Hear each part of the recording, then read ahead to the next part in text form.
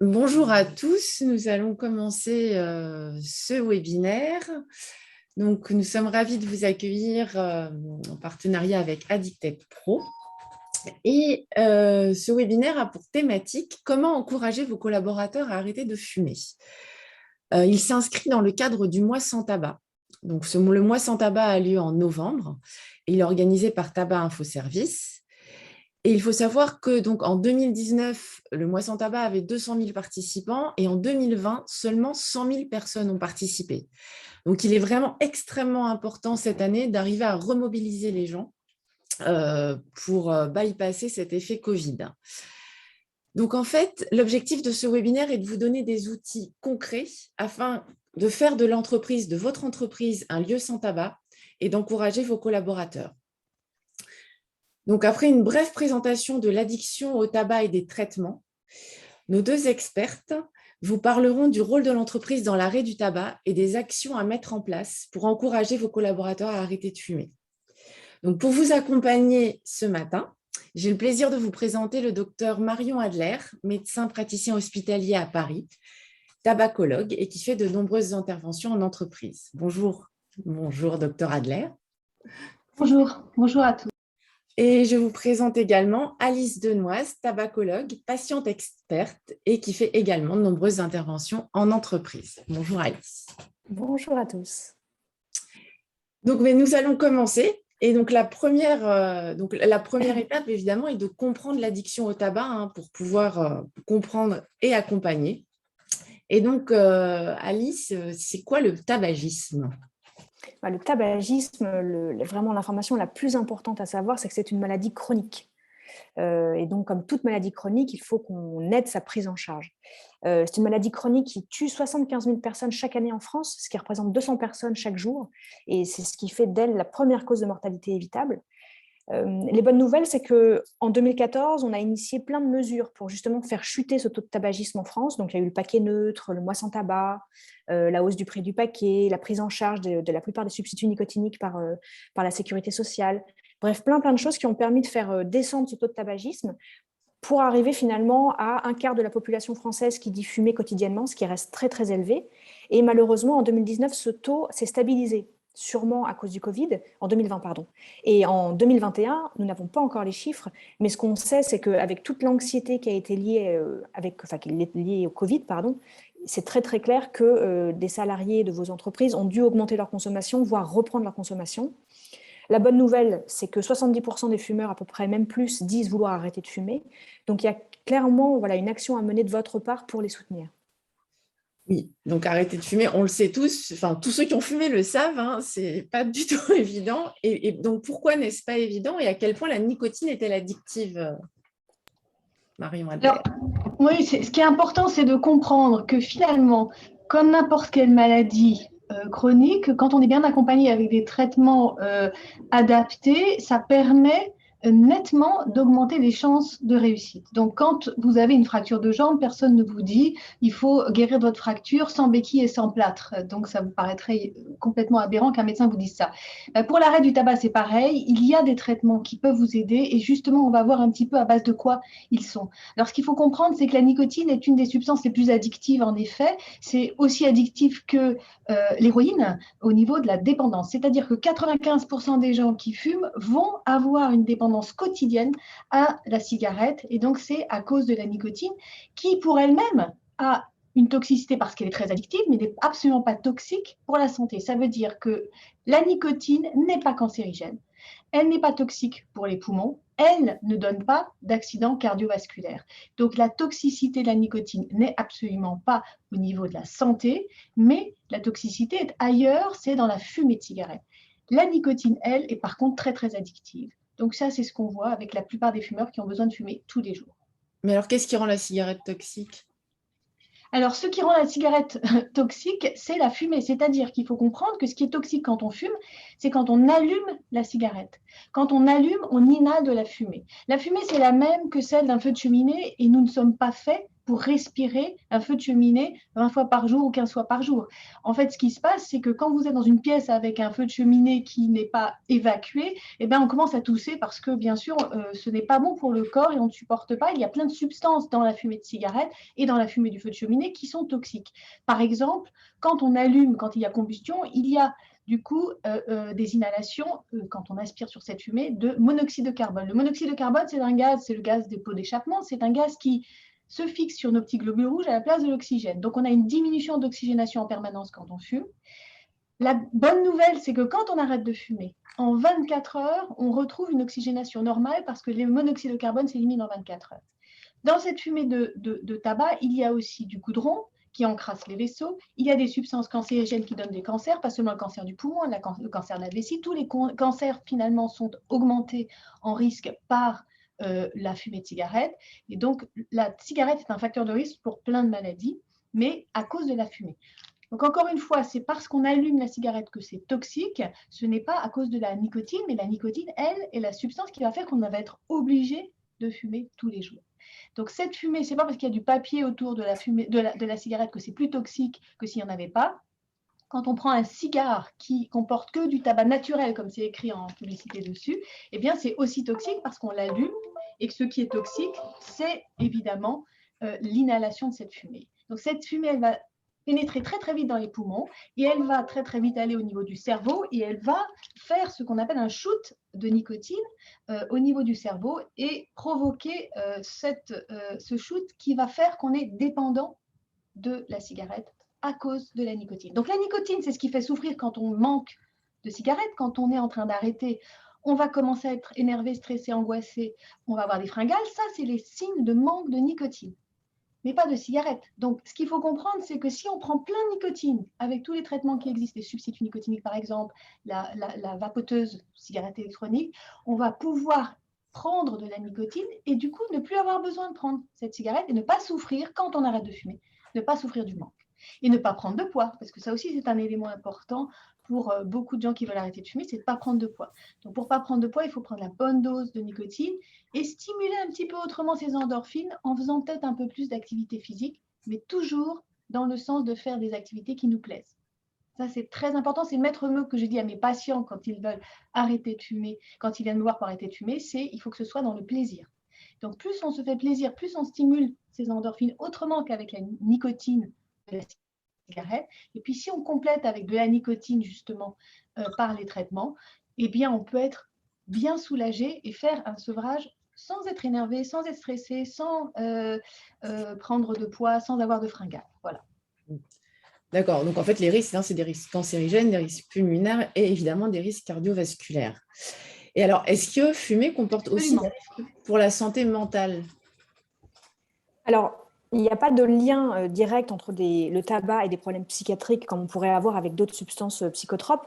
En revanche, on sait qu'un fumeur a plus de risques de développer des troubles anxieux et phobiques, par exemple, et aussi que la fréquence d'antécédents dépressifs est plus grande chez les fumeurs. Donc, ce qui est assez paradoxal, en fait, parce qu'on sait que les fumeurs, la plupart d'entre eux, fument pour calmer ces symptômes négatifs, justement, qui sont en fait, une habitude, c'est qu'ils ont commencé comme ça à fumer en se disant que la cigarette les déstressait, et aussi au fur et à mesure pour combler ces symptômes de manque dont parlait Marion Adler à l'instant. Donc en fait, c'est très important de faire comprendre tout ça aux fumeurs et de les informer là-dessus pour déjà les rassurer et qu'ils se sentent en confiance pour se lancer en se disant que finalement, il y a des solutions pour eux et que ça peut aller.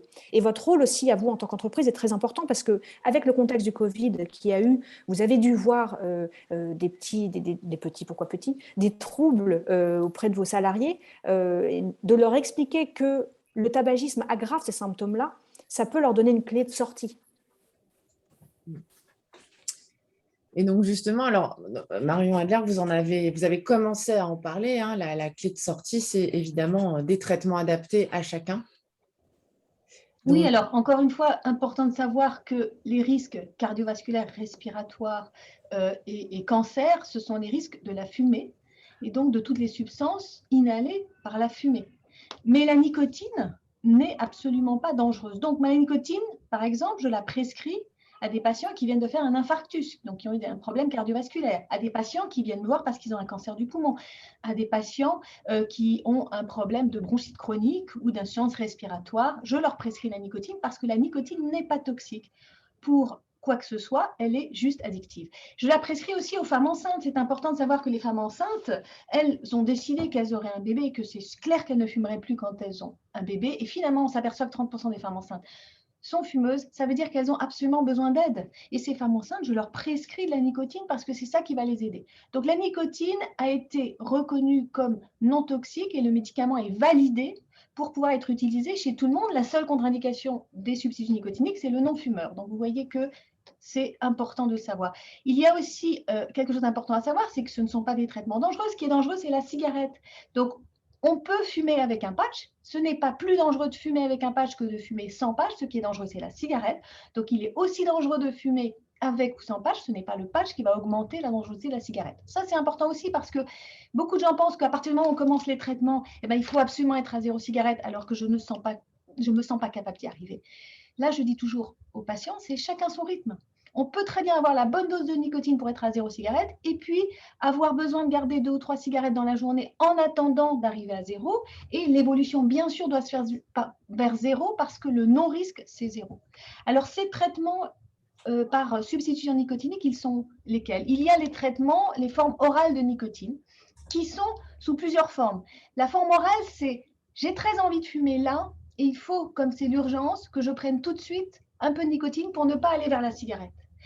Et le traitement de base, ça va être le patch dont on va juste parler après. Donc, ce qu'il faut comprendre, c'est que le traitement d'aide à l'arrêt du tabac, c'est le traitement d'une douleur chronique qui est la douleur du manque. Cette douleur chronique, comme n'importe quelle douleur, elle comporte un traitement à libération prolongée qui va permettre sur toute la journée de calmer l'envie de fumer. Ça va être le patch. Et les formes orales qu'on est en train de voir là, qui sont malgré le patch, j'ai quand même après le déjeuner bien envie de fumer ou quand je prends mon téléphone. Et dans ces cas-là, il me faut en urgence pouvoir prendre de la nicotine. Alors, j'explique aussi à mes patients que la gomme à nicotine, elle va donner de la nicotine en 3-4 minutes. La cigarette, c'est 7 secondes. Donc, c'est sûr, si j'ai la cigarette d'un côté, la gomme de l'autre, je vais avoir du mal à aller plutôt vers la gomme. Donc, il faut un petit peu éloigner la cigarette, savoir qu'elle n'est pas trop loin si on a peur de ne plus l'avoir du tout, mais surtout prendre d'abord la gomme. Et la gomme, finalement, le cerveau va s'habituer à calmer cette envie de fumer assez rapidement. Il y a des gommes maintenant qui ont des goûts qui sont agréables, menthe, fruits. Il y a des pastilles à sucer qui ont des goûts de menthe ou eucalyptus. Il y a des pastilles qui se mettent sous la langue. Il y a l'inhaleur, il y a le spray buccal. Alors ça, ce sont des formes de nicotine rapides que l'on peut prendre. L'inhaleur, c'est un petit tube que l'on va... alors j'en ai un là. C'est un petit tube, je ne sais pas si vous allez beaucoup voir. Voilà, c'est un petit tube que l'on va ouvrir et dans lequel on va mettre une petite cartouche de nicotine qui va permettre à la personne qui va arrêter de fumer d'inhaler à chaque fois qu'elle a envie des bouffées de nicotine et ça peut permettre de calmer l'envie de fumer. Le spray buccal, c'est un spray qu'on met sous la langue qui permet aussi de calmer, alors ça beaucoup plus rapidement, c'est à peu près 1 minute, l'envie de fumer. Et puis, il y a les pastilles et les chewing-gums que la plupart d'entre vous connaissent très probablement, qui sont plus connus. En tout cas, ce qu'il faut savoir, c'est que tout ça, c'est remboursé par l'assurance maladie. Donc, c'est très, très important aussi parce que c'est en plus des économies, l'arrêt du tabac. À partir du moment où on arrête de fumer et qu'on a le remboursement des traitements, eh bien, c'est d'une part reconnaître que c'est vraiment une maladie chronique qui a besoin d'un traitement et d'autre part, savoir qu'on peut faire des économies tout de suite. Donc, voilà. Et en plus des substituts nicotiniques, on peut prendre la vapoteuse, mais on va en parler un peu plus tard.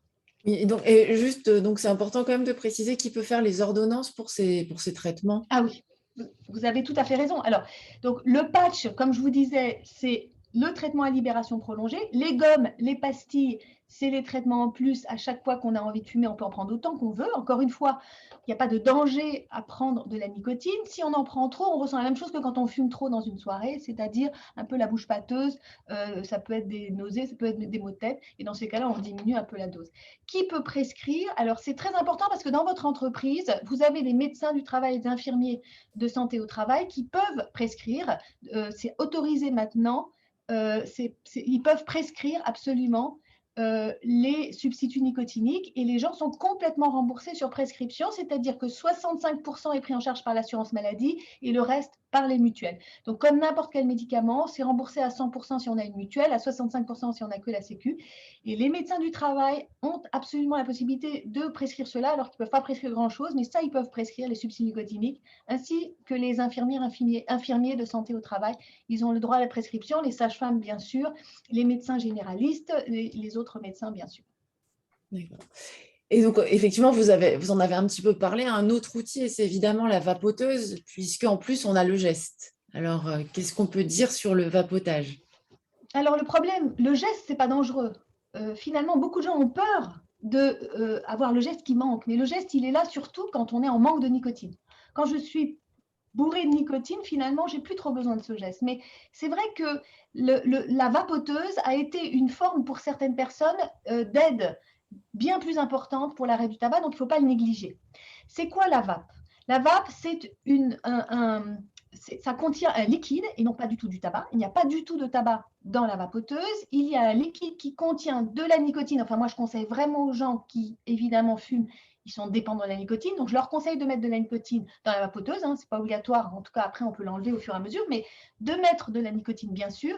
Il y a du propylène-glycol qui va servir à vaporiser cette nicotine pour qu'elle rentre assez rapidement dans les poumons et pour qu'elle soit justement un petit peu comme le tabac assez rapidement au niveau du cerveau. Et il va y avoir des arômes. Et les arômes, ce sont des arômes qui suivent les normes AFNOR, qui sont les normes d'ingestion alimentaire. Donc, il y a 3 substances. Il n'y a pas de monoxyde de carbone, il n'y a pas de substance de goudron, il n'y a pas de substance cancérigène. C'est très important de le dire parce qu'il y a beaucoup de points d'interrogation sur cette vape. Donc, non, la vape n'est pas faite pour un non-fumeur, mais oui, elle peut tout à fait aider un fumeur à arrêter de fumer et elle est 95% moins dangereuse que la cigarette. Ça, ce sont les sources de la Public Health of England, qui sont les Anglais, qui ont fait beaucoup d'études et qui ont suivi beaucoup d'études et qui, eux, utilisent beaucoup pour aider leurs patients et en particulier les gens en entreprise à arrêter de fumer avec la vape. Alors, ce qu'il faut savoir, c'est qu'ils ont à peu près 6-10% de gens qui sont fumeurs par rapport à nous, on a à peu près 30%. Donc, c'est clair qu'ils ont quand même réussi bien à faire cette avancée en santé publique. Ce qu'il faut savoir, c'est que la vape peut être utilisée en plus des substituts nicotiniques. C'est souvent ce que je conseille aux patients parce que ça permet de l'utiliser moins, d'utiliser la vape quand on en a besoin pour éviter de prendre une cigarette et d'utiliser les substituts aussi pour pouvoir arrêter de fumer complètement. Les gens qui sont vapofumeurs, c'est-à-dire qui continuent à fumer en prenant la vape aussi, ils ont diminué leur tabagisme, mais malheureusement, ils continuent à fumer. Donc, ce qu'il faut savoir, c'est que si on est vapofumeur, le conseil, c'est de prendre des substituts nicotiniques en plus de la vape pour arrêter complètement la cigarette, parce que la cigarette est dangereuse, même à petite dose. Vous savez, il y avait une étude très intéressante qui était sortie il y a quelque temps, qui est une étude suédoise qui avait montré que quand on fume un paquet par jour, toute personne confondue, de la population. En gros, si on prend un paquet de personnes, le risque d'avoir un accident vasculaire cérébral ou un infarctus, donc le risque cardiovasculaire, est multiplié par 5 quand on fume un paquet par jour. Donc, on a 5 fois plus de risque d'avoir un accident vasculaire cérébral ou un infarctus quand on fume à peu près un paquet par jour. Quand on fume 1 à 3 cigarettes par jour, eh bien, le risque cardiovasculaire est multiplié par 3. Donc, vous voyez que même un petit tabagisme est dangereux et il ne faut pas se leurrer. Donc, quand on est fumeur, grand ou petit tabagisme, le but, c'est d'éliminer complètement la cigarette et la vape peut être un outil très utile chez certaines personnes. Je vais conseiller au fur et à mesure à mes patients d'utiliser finalement la vape que pour éviter de fumer et au fur et à mesure de s'en débarrasser. Mais certains ont absolument besoin de garder la vape s'ils ne veulent pas retomber dans le tabac et dans ces cas-là, il vaut largement mieux garder la vape. Voilà, donc il y a beaucoup de légendes qui sont faites sur la vape et du coup, il y a des gens qui reviennent vers la cigarette en pensant que la vape est plus dangereuse. C'est totalement faux. Ouais. Oui, c'est vrai qu'il y a pas mal d'idées reçues sur la vape. Et du coup, enfin, vous en avez un petit peu parlé. Oui. Et Alors, il y a beaucoup d'idées reçues. On dit qu'il y a beaucoup de substances chimiques dans la vape, mais alors il y a donc 3 substances qui sont entre autres la nicotine. C'est une substance justement, comme on a vu, qui n'était pas toxique pour la santé, mais qui est justement nécessaire pour sortir du tabagisme. Il y a 4000 substances dans la cigarette, alors qu'il y a 3 substances, propylène glycol, nicotine et arôme, dans la cigarette électronique. Donc clairement, si c'est un élément qui peut aider à sortir du tabagisme, il faut absolument l'utiliser. Moi, ce que je conseille souvent à mes patients, c'est de ne pas l'utiliser dans des endroits où ils n'auraient pas fumé. Par exemple, je ne vais pas conseiller dans une entreprise de pouvoir vapoter dans les bureaux. Quand on a mis en place le fait de ne plus fumer dans les bureaux, ce n'est pas pour revenir vers un vapotage dans les bureaux, ce n'est pas indispensable vu que les gens ont réussi à réapprendre la vie dans les bureaux sans la cigarette. En revanche, dans les entreprises, justement, quand on met dans le même sac les fumeurs et les vapoteurs, alors que les vapoteurs sont souvent des gens qui ont arrêté de fumer, c'est très difficile pour eux de rester vapoteurs et de ne pas revenir vers la cigarette quand ils sont mis dans des endroits de pause avec les fumeurs. Donc, c'est bien si vous pouvez favoriser peut-être des endroits où les gens peuvent peut-être vapoter et ils ne soient pas envahis par les gens qui fument, parce que ça leur permet de continuer l'utilisation en sevrage tabagique de la vape. Voilà, je crois que ça, c'est très important aussi de le voir. Les idées reçues aussi, c'est que beaucoup de soignants même disent aux femmes enceintes, par exemple, si elles ont arrêté de fumer avec la vape et qu'elles continuent Alors souvent, les femmes enceintes, elles ont envie d'arrêter de fumer pour peut-être être enceintes, parce qu'il y a aussi une influence du tabac sur la stérilité chez l'homme et chez la femme. Donc, c'est une très bonne idée d'arrêter de fumer si on a envie de faire un bébé. Et puis, elles arrêtent de fumer, elles prennent la vape et hop, du coup, comme elles ont arrêté de fumer, elles sont enceintes. Et là, le gynéco leur dit, il faut tout de suite arrêter la vape. Qu'est-ce qu'elles font? Elles reprennent le tabac. Donc, il ne faut pas donner des contre-messages. Et ça, c'est important aussi, je le dis aussi souvent aux soignants que je forme. La femme enceinte, bien sûr, elle a la possibilité d'être aidée par les substituts nicotiniques. Et si la vape est quelque chose qui l'aide à arrêter de fumer, moi, je vais lui conseiller de continuer la vape pour éviter de revenir vers le tabac, qui lui est très toxique pour le développement du bébé. Parce que le tabac, c'est du monoxyde de carbone, et le monoxyde de carbone diminue l'oxygénation. L'oxygène est indispensable au développement du bébé.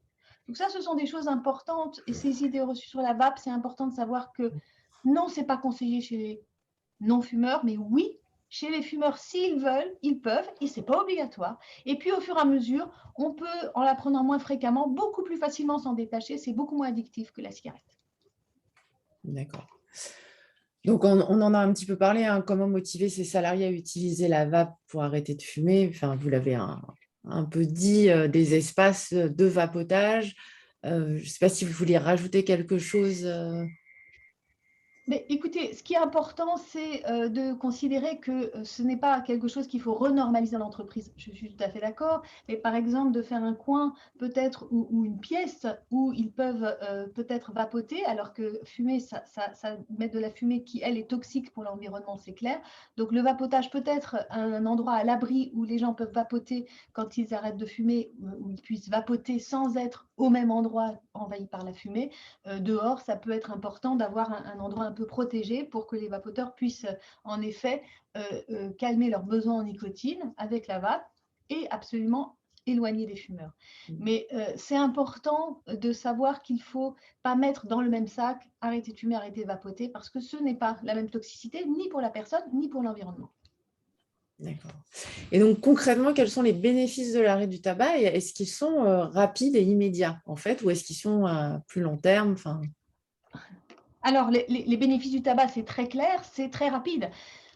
Il y a des légendes. À mon avis, l'industrie du tabac est ravie de faire courir ces légendes que le bénéfice santé, c'est dans 10 ans. Mais c'est totalement faux. Et d'ailleurs, les gens qui arrêtent de fumer vous le disent et le sentent. Et je le mets beaucoup en valeur chez mes patients parce que c'est ça qui est important, c'est de se rendre compte que c'est 24 heures après. Pourquoi? Parce que justement, ce que je disais tout à l'heure, ce monoxyde de carbone qui prend la place de l'oxygène et qui fait qu'on est chroniquement en manque d'oxygénation quand on fume, eh bien, il disparaît en 24 heures. C'est-à-dire qu'en une journée, les gens remarquent qu'ils respirent mieux, qu'ils sont beaucoup plus endurants au niveau d'une activité physique. Et ça, c'est important pour la plupart des gens. C'est vraiment concret. On se rend compte qu'on a plus d'endurance physique, qu'on dort mieux, qu'on a le teint qui est plus clair, qui a une plus jolie peau. Tout ça parce qu'il y a une oxygénation qui est bien meilleure et qu'on a la disparition du monoxyde de carbone. La deuxième chose importante, c'est que le fumeur qui tousse, s'il a une toux qui est due évidemment à la fumée, elle est due à la fumée, à l'irritation de la fumée, à la muqueuse des poumons. Eh bien, quand on arrête de fumer, en 1 à 2 semaines, la toux disparaît totalement chez ces gens qui toussaient tous les matins. Donc, c'est important aussi parce que c'est en 1 à 2 semaines une amélioration nette de la muqueuse respiratoire, et le fait de ne plus tousser, c'est une grande liberté. Si quelqu'un continue à tousser alors qu'il a arrêté de fumer, je lui conseille d'aller faire un bilan chez un pneumologue, bien sûr. Donc, il faut quand même faire attention à ça, mais en général, la toux disparaît absolument tout de suite, sauf s'il y a une autre raison à la toux, bien sûr. D'accord. Merci beaucoup. Donc là, on va rentrer dans le rôle de l'entreprise dans l'arrêt du tabac. J'en profite pour dire à nos spectateurs que s'ils souhaitent poser des questions, ils peuvent le faire via le QR et nos experts y répondront évidemment aussitôt ou un petit peu après.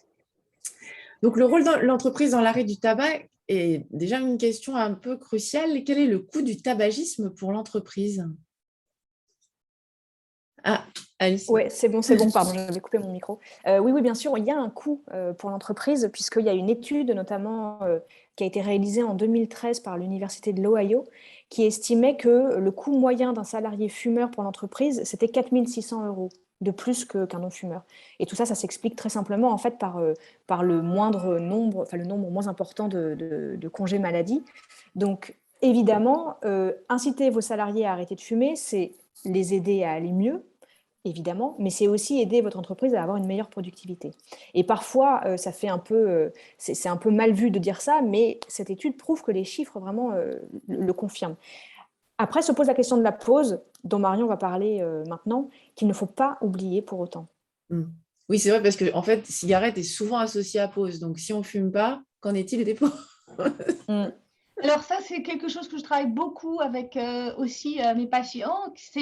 On a le droit de faire des pauses sans prendre obligatoirement quelque chose qui vous abîme pour l'excuse de la pause.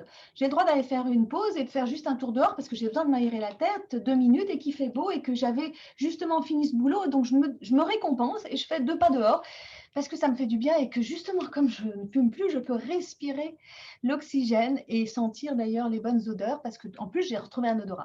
Donc, les pauses, elles sont pour tout le monde et pas seulement pour les fumeurs. Donc, c'est important que les gens qui arrêtent de fumer puissent faire des pauses et qu'ils ne soient pas soumis à la fumée des autres quand ils font les pauses parce que ça va les inciter à reprendre le tabac, même si évidemment, ils ont leur petit truc, leur petit comportement qui va permettre, en prenant une pastille, une gomme, de calmer ça. Alors, on peut proposer de faire des endroits où par exemple, on peut prendre un café, une tisane, un thé, dans ce qu'on appelle les tisaneries, je crois, dans les entreprises, c'est-à-dire un lieu où on peut prendre une boisson sympathique, agréable, un chocolat chaud, ce qu'on a envie, de l'eau parce que j'aime boire un petit peu d'eau gazeuse, enfin ce qu'on veut, se poser un petit peu, avoir un endroit sympathique avec des jolies couleurs, avec peut-être des chaises ou des fauteuils agréables et avec une machine qui distribue quelque chose qu'on peut prendre. Et ça, c'est peut-être important de proposer ça dans les entreprises pour justement que la pause se fasse dans un endroit où évidemment il n'y aura pas de fumée.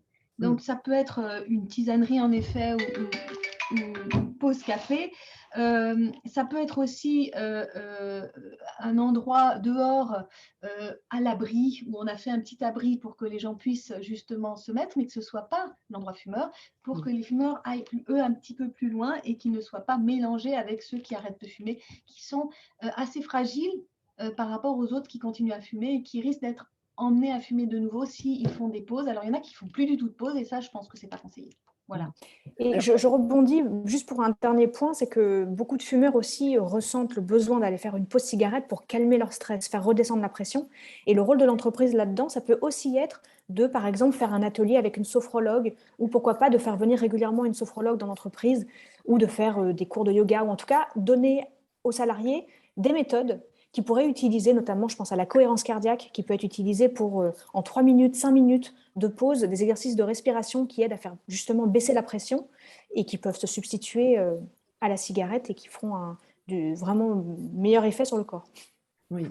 Et alors, Alice, on a une question, c'était 4 600 € par an, le coût? Oui, c'est ça. C'est ça. Hein. Oui. Et on a une autre question, quid du manque de gestes? Il n'est pas le même que la vaporette. Le geste, il n'est pas le même que la vaporette, c'est sûr. Et ça, c'est aussi, c'est là où l'inhaleur est pas mal, hein, parce que c'est justement le geste. Alors, il y en a qui ne veulent pas du tout le geste. Quand je présente ça, je vois tout de suite ceux que ça va aider et ceux que ça ne va pas aider. C'est-à-dire que la personne elle-même, elle sait. Quand je présente l'inhaleur, on me dit ah ben non, justement, j'en veux pas parce que ça maintient le geste et je veux surtout couper le geste pour pouvoir me détacher de ça. Il y en a d'autres qui me disent ah ben c'est génial, ça va pouvoir me remplacer le geste cigarette. Donc, ça dépend de chacun. La vaporette, c'est vrai qu'on ne la tient pas pareil.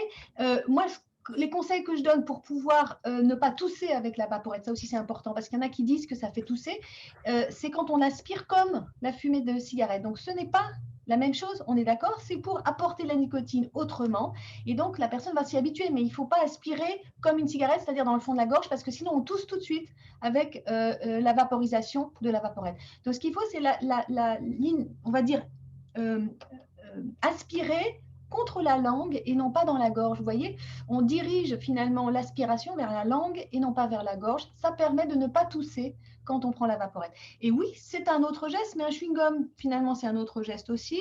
La pastille, ça va être un autre geste. Et tout ça, ça va finalement faire un apport de nicotine qui va permettre de ne plus avoir besoin de ce geste. Parce que quand je suis, chaque fumeur le sait, hein, quand je suis dans une soirée et que j'ai déjà beaucoup fumé, j'ai plus du tout envie du geste parce que j'ai plus du tout envie de prendre la cigarette parce que je suis archi bourrée de nicotine sur mes récepteurs. Je n'ai plus besoin de ce geste.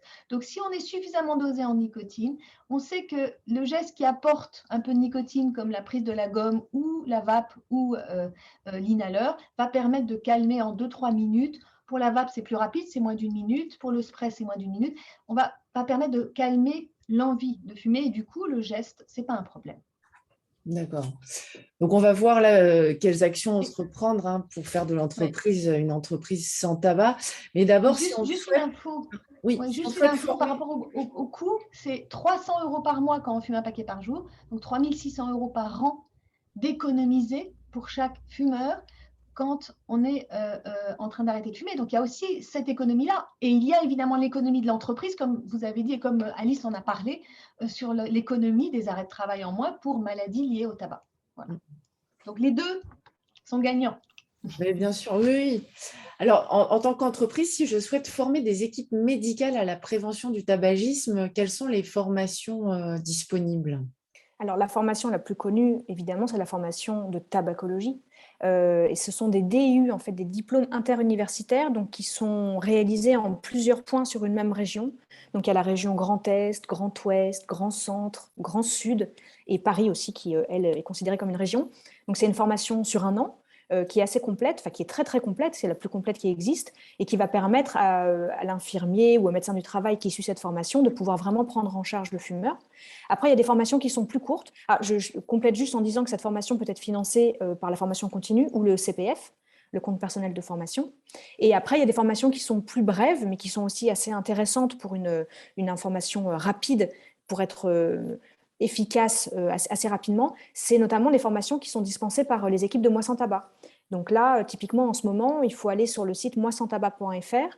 Vous allez sur l'onglet professionnel, vous vous inscrivez à la newsletter et vous allez voir les informations et les propositions de formation. Et donc, ces formations-là vous apprennent à accompagner le sevrage des patients, à savoir doser les patchs notamment, et puis aussi peuvent vous donner des indications pour, par exemple, mener des entretiens motivationnels, dont on parlera après, qui sont très, très importants pour pouvoir accompagner efficacement le fumeur. Donc, justement, je rajouterais juste par rapport à ce que disait Alice, elle a tout à fait raison, il y a des formations d'une soirée, et ça les médecins, je suppose, de l'entreprise connaissent bien, mais c'est des formations pour tous les médecins sur un sujet, et en une soirée, on peut très bien avoir déjà les bases pour savoir comment prescrire, et ça peut être très, très utile pour l'entreprise en effet. Et je rajouterais que dans ces formations, il y a aussi des fois des formations complémentaires en addictologie, parce que le tabac n'est pas le seul problème, il peut y avoir d'autres problèmes d'addiction qu'il ne faut pas oublier. Oui. Allez, justement, donc on parle de ça. Donc, quelles actions entreprendre pour faire de mon entreprise une entreprise sans tabac? Alors ça, c'est une problématique que je rencontre de plus en plus, moi, à titre personnel. En effet, des entreprises qui veulent passer tout le site en non-fumeur. Donc, c'est très bien pour l'image de l'entreprise auprès des salariés, enfin de certains salariés, tout du moins, pas forcément les fumeurs au début. Pour les clients aussi, puis pour les partenaires externes, ça montre que vous êtes une entreprise responsable, engagée, tant pour votre personnel que pour l'environnement. Donc, c'est vraiment une action très positive. Maintenant, il faut vraiment la penser et être très organisé dans sa mise en place pour que justement ça passe bien. La première des choses, c'est au niveau juridique d'interdire en fait le fait de fumer dans l'enceinte de l'entreprise, même à l'extérieur, pour pas qu'il y ait de dilemme sur où est-ce qu'on peut fumer, où est-ce qu'on ne peut pas fumer, que ce soit très clair. Notre recommandation à nous, et vous l'avez compris, et Marion Adler le disait, c'est qu'il faut autoriser le vapotage. Parce que le vapotage, c'est un outil incroyable en fait pour les fumeurs, pour les aider à arrêter de fumer et à ne pas vivre ça dans la douleur. Donc l'idéal, c'est de pouvoir avoir une petite salle qui serait dédiée au vapotage ou pourquoi pas un espace extérieur qui soit dédié à ça. Ça, c'est voilà, notre recommandation. Ensuite, l'étape numéro 2 qui est très importante, c'est la communication. Il faut être très très clair sur pourquoi vous voulez passer le site en non-fumeur. Est-ce que c'est pour des raisons de certification, d'être en lien, enfin pas en lien, mais aligné pour obtenir des normes, des choses comme ça. Donc là, ça justifie le fait de passer en non-fumeur. C'est notamment le cas, notamment dans des usines, assez souvent.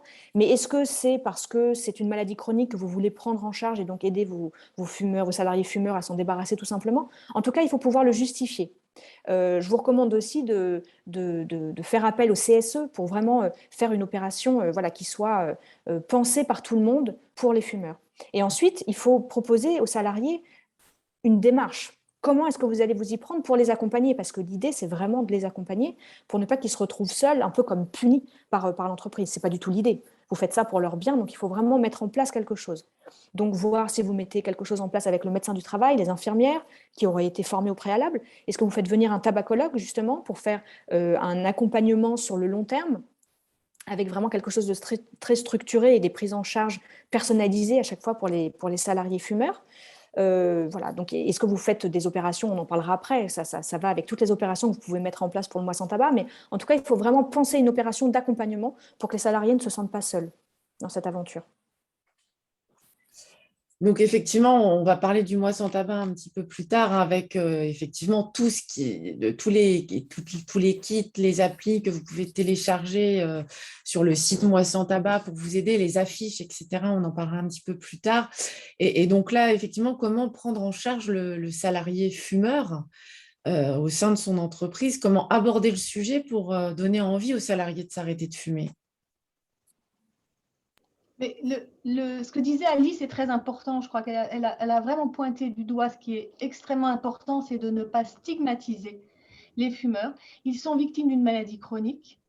Si on commence à faire des annonces, l'entreprise sans tabac et que les fumeurs se sentent vraiment stigmatisés et mis à l'écart, ça ne va pas marcher parce que c'est eux avant tout qu'il faut aider, parce que c'est leur santé qui va en bénéficier avant tout et l'entreprise par la diminution du coût lié à l'arrêt de travail et à toutes les maladies qu'ils peuvent plus facilement attraper malheureusement parce que bien sûr, ils fragilisent leur santé avec le tabac. Donc bien sûr, l'accompagnement et tout ce qui est proposé d'accompagnement va pouvoir les aider à être motivés.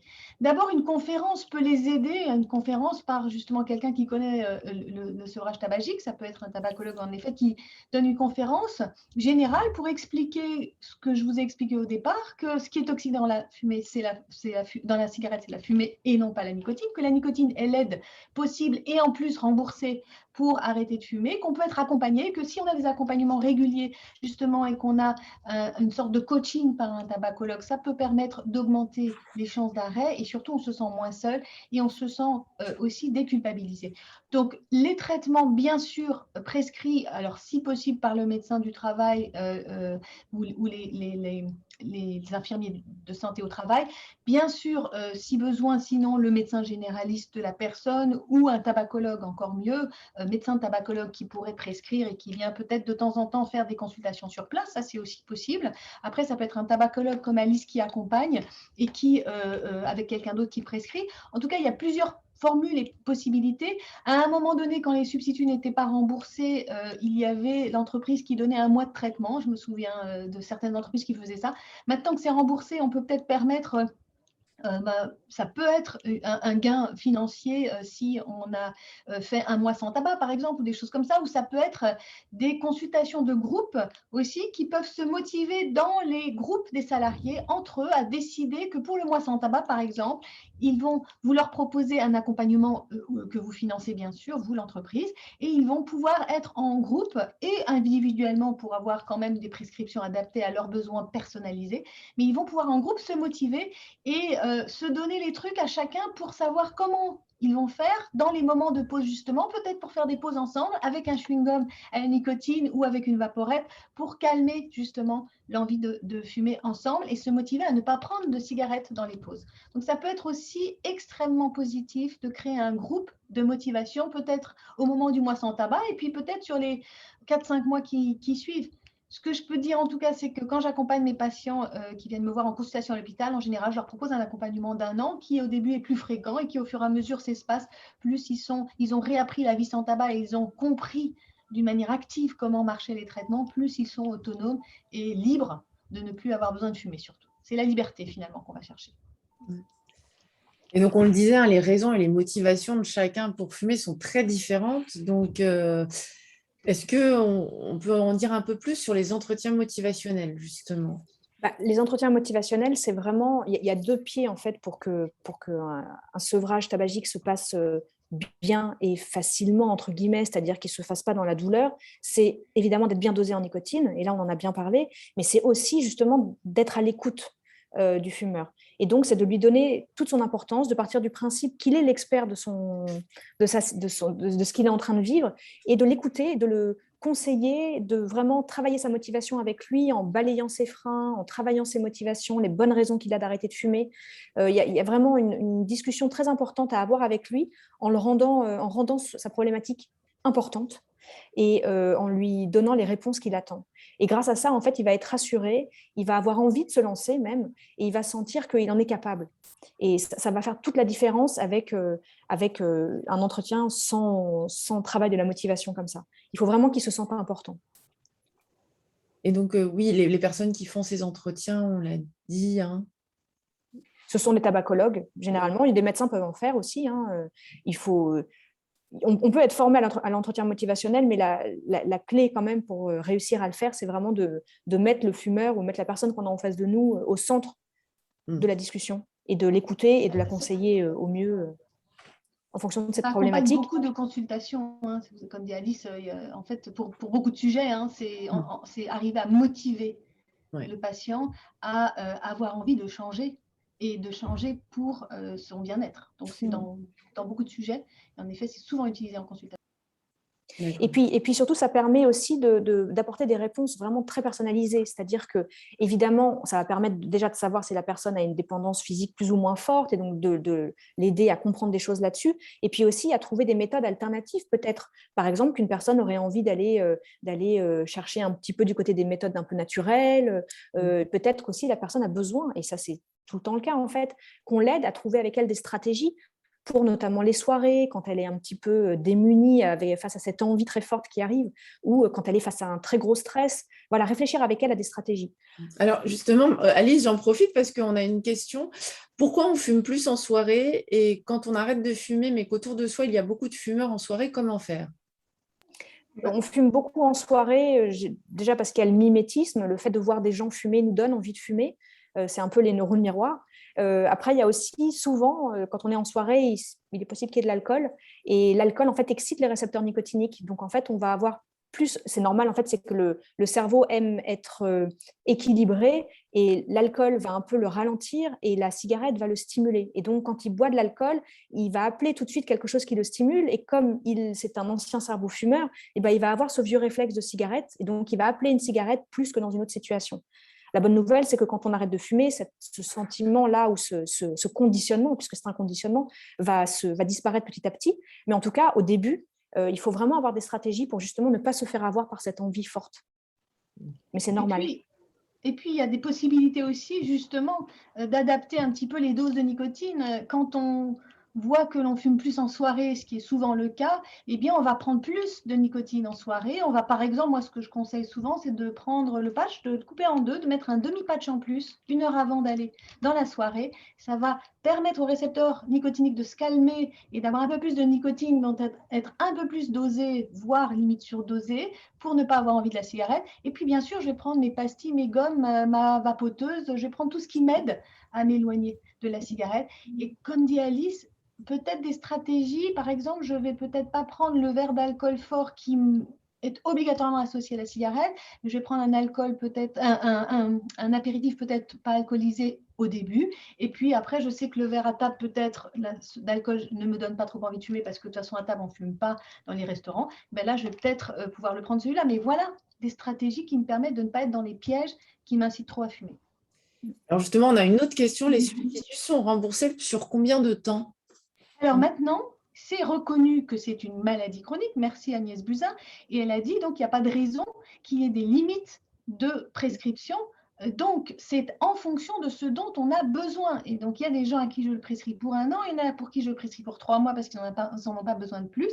Et puis, finalement, il y a quelques personnes, alors très peu, je dirais moins de 5%, c'est de l'ordre de 2% de gens qui restent dépendants parce qu'on ne devient pas, on est addict à la nicotine quand on fume, donc on peut rester dépendant à la nicotine, mais d'une manière non dangereuse, c'est-à-dire certaines personnes vont continuer à prendre des gommes ou des pastilles. Finalement, c'est une manière de ne pas revenir vers la cigarette.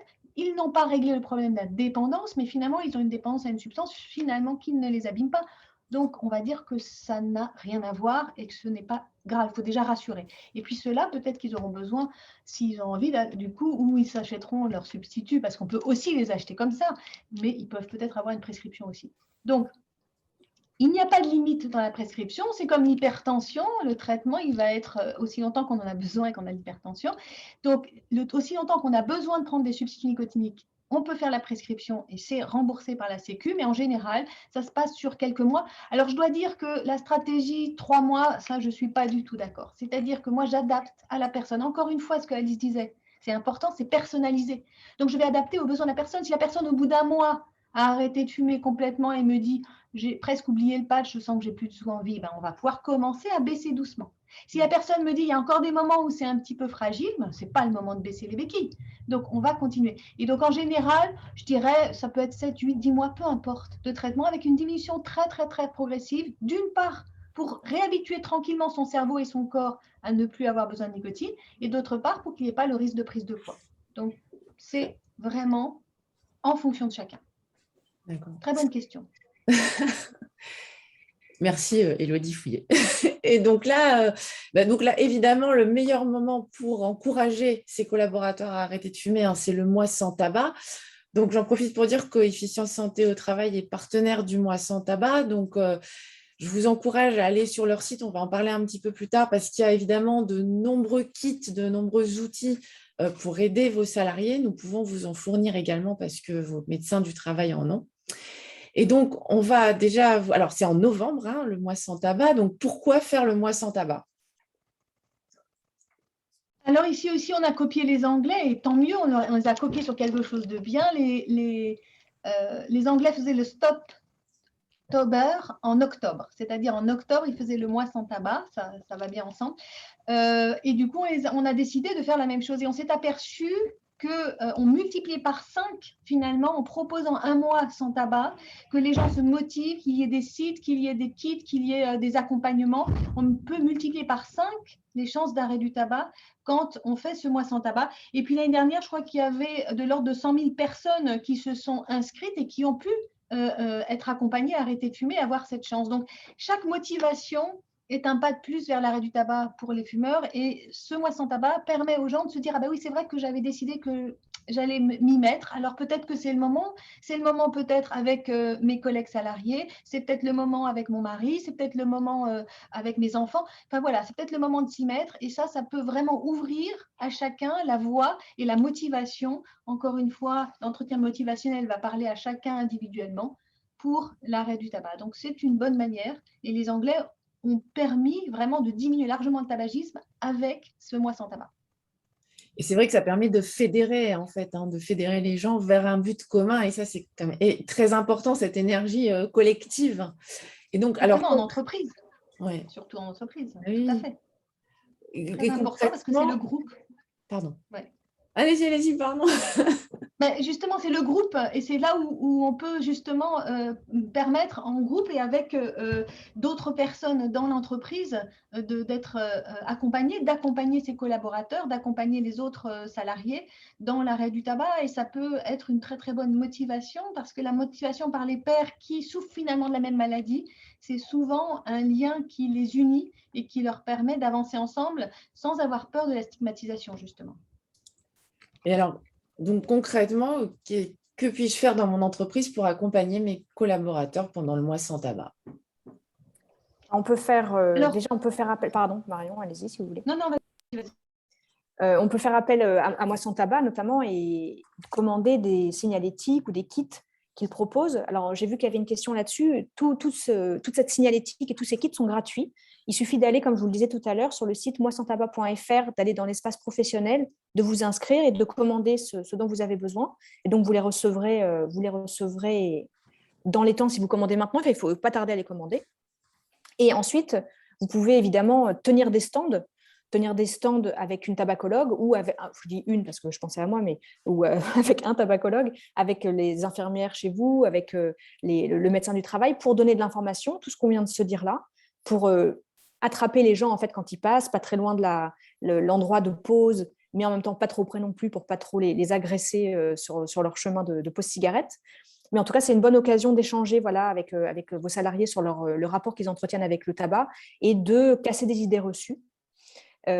Ensuite, une autre option, ça peut être d'animer des ateliers en petits groupes ou des conférences. Donc ça, Marion en parlait tout à l'heure, donc des conférences qui vont vous permettre de donner de l'information, de casser les fake news qu'on peut avoir sur le tabac, notamment quand je pense à fake news, je pense à la vape. Il y a beaucoup de mauvaises informations dessus. Les ateliers en petits groupes, eux, sont un petit peu différents. Ils peuvent être un peu comme des groupes de travail, des groupes d'échange déjà. On va déjà créer un groupe.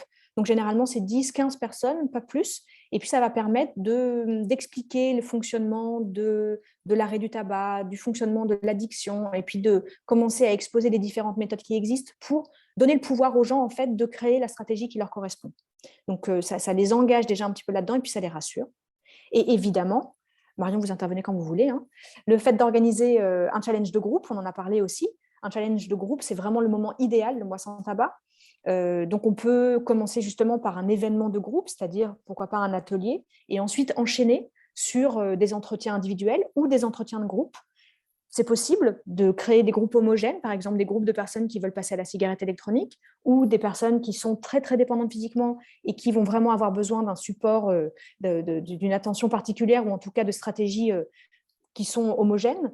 Des fumeurs occasionnels, parce que ça arrive dans l'entreprise, on a des fumeurs occasionnels qui veulent aussi arrêter de fumer et ce n'est pas forcément une prise en charge qui est simple et donc ils méritent toute notre attention ciblée sur eux.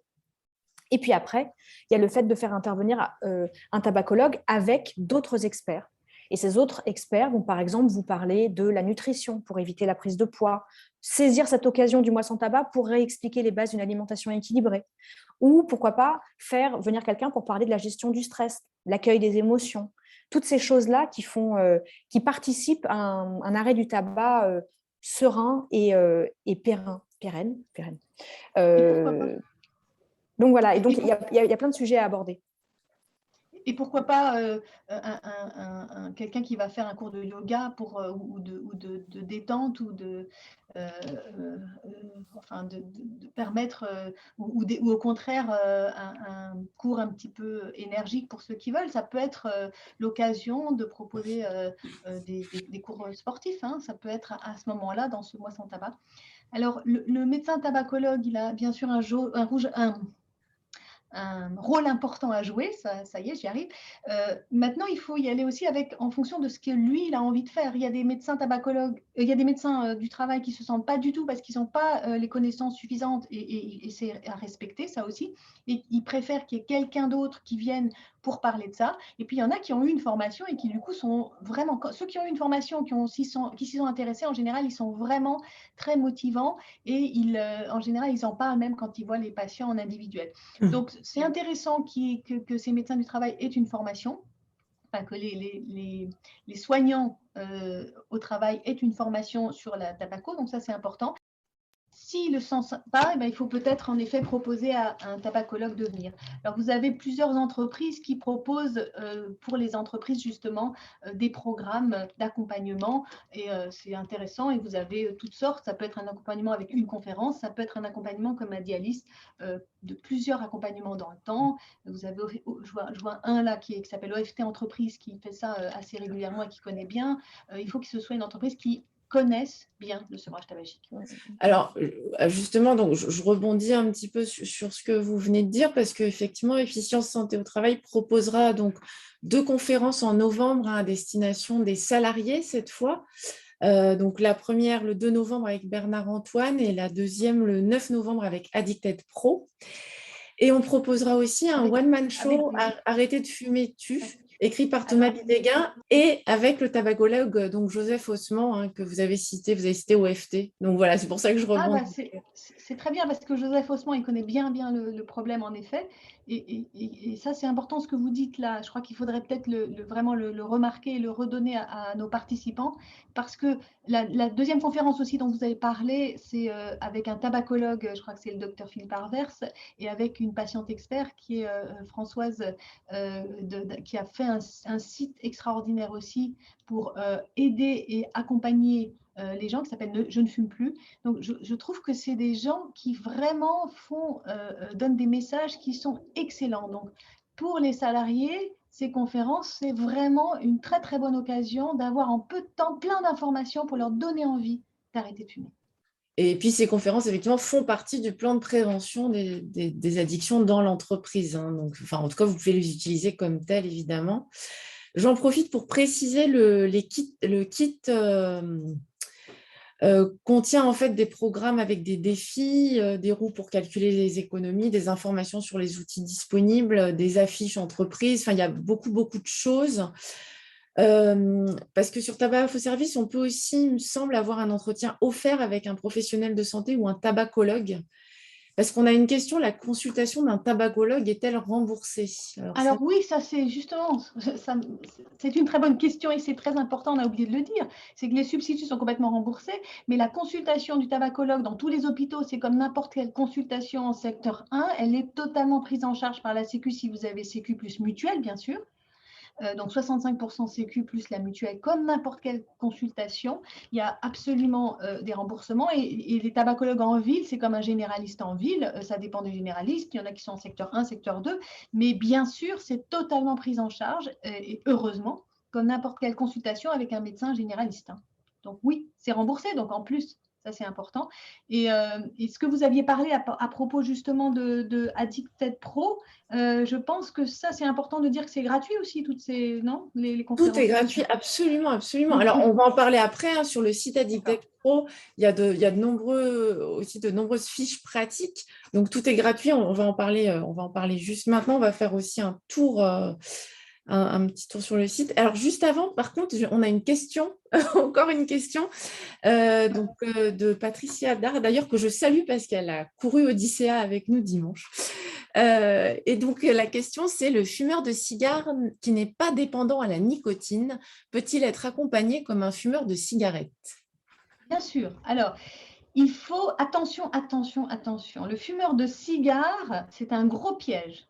Le cigare, c'est équivalent à plusieurs cigarettes en une fois. Donc, la toxicité est équivalente au tabac de n'importe quelle cigarette multipliée par plusieurs cigarettes, quoi. Donc, ce n'est pas anodin. Le cigare, c'est la combustion de la même manière et il y a de la nicotine de la même manière. Donc, le cigare contient de la nicotine qui est très, très, très addictive. Elle n'est pas moins addictive que dans les cigarettes. Donc, il peut y avoir des gens qui pensent être absolument sauvés de l'addiction à la nicotine et qui prennent un cigare en se disant « bon, de toute façon, je prends un cigare de temps en temps et je ne replongerai pas dans le tabac ». Et c'est une fausse idée. Le risque de replonger dans le tabagisme quand on a été fumeur, si on prend un cigare de temps en temps, il est énorme. Et j'en vois plein en consultation qui, avec un cigare, après plusieurs années d'arrêt du tabac, ont replongé dans le tabagisme. Donc, il ne faut pas penser qu'on est à l'abri et d'autre part, le danger existe aussi. Alors, on peut prendre en charge, bien sûr, quelqu'un qui fume, qui a du mal à arrêter un cigare, par exemple, tous les jours ou tous les 2-3 jours. Bien sûr, il peut aussi être aidé et il peut aussi être aidé non seulement avec de la nicotine, mais avec l'accompagnement qui va permettre un entretien motivationnel, puis ensuite des thérapies comportementales pour aider à changer le comportement. Donc ça se fait absolument et on n'est absolument pas raciste en consultation d'aide à l'arrêt du tabac, on reçoit tout le monde, que ce soit le fumeur de cigares, de pipe, le fumeur quotidien ou le fumeur pas quotidien.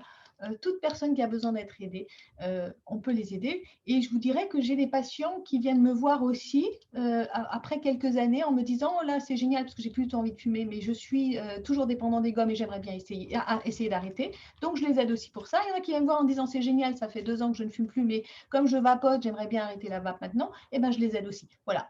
On a toutes sortes de consultations et on est bien sûr là pour expliquer. Et puis, peut-être que le fumeur de cigare, s'il comprend que c'est finalement dangereux, parce qu'il pense que ce n'est pas dangereux, comme il y a écrit tabac naturel, il pense que comme c'est écrit naturel dessus, ce n'est pas dangereux. Eh bien, toute combustion est dangereuse. Même si vous inhalez 20 fois par jour du feu de cheminée qui est naturel, c'est dangereux. Ce n'est pas bon pour la santé. Merci beaucoup. Et donc, alors, comment trouver de l'aide pour les personnes qui sont désireuses d'arrêter de fumer? Il y a pas mal d'outils qui sont proposés. Et l'idée, c'est de trouver aussi celle qui correspond le mieux à chacun. Comme vous disiez, voilà, on est tous différents. Donc, il y a le forum Addicted, qui sur le site, vous avez un forum d'échange qui est très utile. C'est ce qu'on disait parce que ça permet d'appartenir à un groupe, d'échanger, de se fédérer. Il y a le groupe Facebook dont on a parlé également. Alors, vous pouvez peut-être les citer. Je ne fume plus. Je ne fume plus, très important. Oui. Ou le groupe Facebook aussi de Tabac Info Service. Il y a la ligne d'écoute Tabac Info Service au 39 89, on va le rappeler encore tout à l'heure, et l'application Tabac Info Service ou l'application stoptabac.ch. Donc voilà, ça, ce sont des applis pour vous accompagner. Et donc, encore une fois, le mieux, c'est d'aller les voir et de voir celle qui vous correspond le mieux, je pense. Voilà, donc il y a beaucoup d'outils proposés. Je dirais quand même important, le groupe Je ne fume plus par Françoise Godel, elle a été elle-même fumeuse, donc elle est comme Alice, patiente experte, et à un moment donné, elle s'est dit, mais c'est pas possible, j'ai réussi à m'en sortir et je suis libre, il faut vraiment que j'apporte ça à d'autres. Et elle est tellement d'une grande générosité, d'une grande connaissance, que son site, c'est vraiment de la générosité des uns envers les autres pour accompagner et pour aider. Donc ça peut être vraiment quelque chose qui correspond bien. Puis il ne faut pas hésiter à aller se faire aider aussi pour avoir la prescription. Certains médecins généralistes savent aussi prescrire des substituts. Et si la dose n'est pas adaptée, il faut savoir qu'on peut avoir des difficultés parce que la dose n'est pas adaptée, non pas parce qu'on n'est pas suffisamment motivé. Donc, il faut peut-être des fois quand même voir un tabacologue. Il y a des consultations partout dans toute la France. Absolument, oui. Ça, je pense que le message là est vraiment bien passé. Et donc, en fait, oui, sur les groupes Facebook, Tabac Info Service, tout ça, il y a aussi des challenges. Enfin, voilà, donc c'est des choses qui peuvent motiver les personnes à arrêter. Donc, on va aussi parler donc, du site Addicted Pro, où vous, en tant que dirigeant, manager et RH, vous pouvez trouver des fiches pratiques et un annuaire des acteurs pour vous accompagner dans votre démarche de prévention des addictions. Donc ça, c'est très important. Je vous invite vraiment à consulter le site. Donc, ces fiches pratiques seront, vous les recevrez en lien, évidemment. Elles seront mises à disposition. Donc, voilà, donc vous pourrez les télécharger. Donc, évidemment, nos médecins du travail sont là pour vous accompagner. Donc, comme on l'a dit, ils peuvent aussi prescrire des substituts nicotiniques. Donc, n'hésitez pas aussi à nous contacter pour toute question. Et nous pouvons également vous fournir donc des kits, les outils Tabac Info Service, on en a parlé. Donc, des kits d'aide à l'arrêt. Nous, on en donnera aux salariés pendant le mois de novembre. On en donnera aux salariés en visite, aux fumeurs en visite, évidemment, mais vous pouvez aussi vous les procurer pour les distribuer au sein de votre entreprise, ainsi que des affiches Moi sans tabac, parce que voilà, en fait, on a organisé cette conférence maintenant parce que ça vous permet de fédérer vos collaborateurs et de prévoir le mois de novembre sans tabac. Voilà, je ne sais pas si vous avez des choses à ajouter. Alors, les questions, on y a répondu, vous y avez répondu au fur et à mesure. Je ne sais pas s'il y en a d'autres. Il est déjà 12h03, on va peut-être attendre 2-3 minutes. Et je tenais à vous remercier, Marion Adler et Alice Denoise, sincèrement, parce que tout était très, très clair. Merci à vous pour l'organisation. J'ai une autre conférence à midi, moi, qui commence, donc je ne vais pas rester très longtemps là. Aujourd'hui, c'est un peu difficile. Donc, on va vous remercier. Donc, on a une adhérente qui nous dit que c'était très complet et très intéressant.